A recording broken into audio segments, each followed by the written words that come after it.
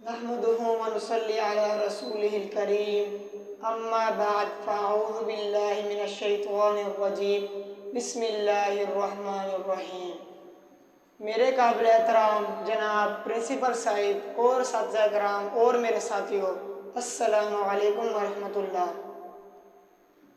افراد کے ہاتھوں میں ہے اقوام کی تقدیر، افراد کے ہاتھوں میں ہے اقوام کی تقدیر، ہر فرد ہے ملت کے مقدر کا ستارہ۔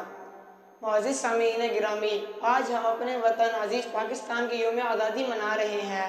یہ دن صرف جشن منانے کا نہیں بلکہ ان عظیم قربانیوں کا ہے جن کی بدولت ہمیں ایک آزاد وطن نصیب ہوا۔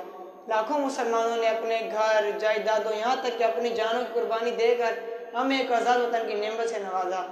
رسول صلی اللہ علیہ وسلم نے فرمایا، تم میں سے بہترین وہ ہے جو دوسروں کے لیے سب سے زیادہ فائدہ مند ثابت ہو۔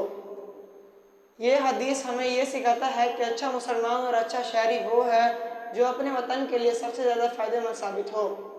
قائد اعظم محمد علی جناح نے فرمایا، اتحاد، ایمان، تنظیم، نظم و ضبط ہماری قومی کے بنیادی اصول ہیں۔ اگر ہم ان پر عمل کریں تو پاکستان کو ترقیوں کی نئی بلندی تک پہنچا سکتے ہیں۔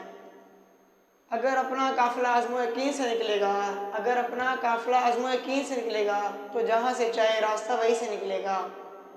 میرے عزیز ساتھیوں، اللہ تعالیٰ سے دعا ہے کہ وہ ہمارے پیارے وطن پاکستان کو امن، استحکام اور خوشحالی عطا فرمائے اور ہمیں ایسا باکردار شہری بننے کی توفیق دے کہ ہم اپنے پیارے وطن پاکستان کی سربلندیوں کا باعث بنیں۔ پاکستان کا مطلب کیا؟ لا الہ الا اللہ۔